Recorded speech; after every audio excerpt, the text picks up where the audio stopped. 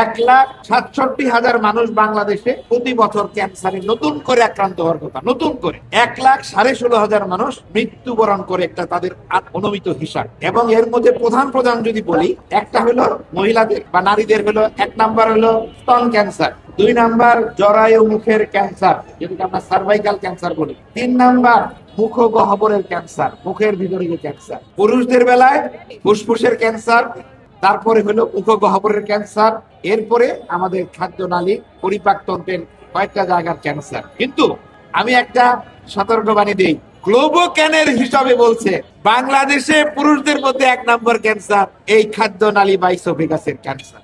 এই কারণেই আমরা বলছি বাংলাদেশে একটা জনগোষ্ঠী ভিত্তিক ন্যাশনাল ক্যান্সার রেজিস্ট্রি হওয়া দরকার। যতক্ষণ আমরা নিজেরা হিসাব বের করতে না পারবো, ততক্ষণ আমাদেরকে গ্লোবোক্যানের হিসাব বলতে হবে। কিন্তু আমি বিশ্বাস করি বাংলাদেশে এখনো পুরুষদের মধ্যে সব থেকে বেশি যে ক্যান্সার হয় সেটা ফুসফুসের ক্যান্সার। তার মানে আমাদের ক্যান্সার নির্ণয় ব্যবস্থাটাকে একদম মানুষের দোরগোড়ায়, স্ক্রিনিং, খুব সিম্পল পরীক্ষা, সেই সিস্টেমটাকে আমাদের মানুষের দোরগোড়ায় নিয়ে যেতে হবে। এখন পর্যন্ত বাংলাদেশের ক্যান্সার চিকিৎসা রাজধানী কেন্দ্রে, বড় বড় হাসপাতাল কেন্দ্রে ক্যান্সার সেবা চাই সমাজ ভিত্তিক। একটি প্রেশার গ্রুপ হিসাবে কাজ করতে পারে, সরকারের উপর চাপ সৃষ্টি করতে পারে যে ক্যান্সারের চিকিৎসার জন্য এই যে ক্যান্সার হসপিটালকে আরো শক্তিশালী করেন, আরো এই ধরনের সেন্টার স্থাপন করেন। কারণ এই মরণ ব্যাধি থেকে আমাদের জনগণকে রক্ষা করতে হবে, বিশ্বের মানুষকে রক্ষা করতে হবে।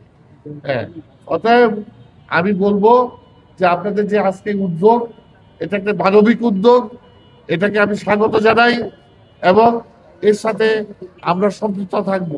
আমরা যদি নিজেরা সচেতন না হতে পারি, আমাদের পরিবারকে যদি সচেতন না করতে পারি, আমাদের সমাজকে যদি সচেতন না করতে পারি, আমাদের দেশকে যদি সচেতন না করতে পারি, তাহলে আমরা এই মরণবেদী ভয়ঙ্কর ক্যান্সারের হাত থেকে কোনোভাবে রক্ষা পেতে পারবো না। তাহলে কিভাবে আমরা সচেতন করব, সেই মেসেজটি আমরা দিতে চাচ্ছি। সেই বিষয়গুলো আমাদের সাধারণ মানুষের কাছে পৌঁছে দিতে হবে। আপনারা দেখেছেন যে ধূমপানের ফলে প্রতি বছর বাংলাদেশি প্রত্যক্ষ এবং পরোক্ষভাবে প্রায় 1,24,000 মানুষ মারা যাচ্ছে।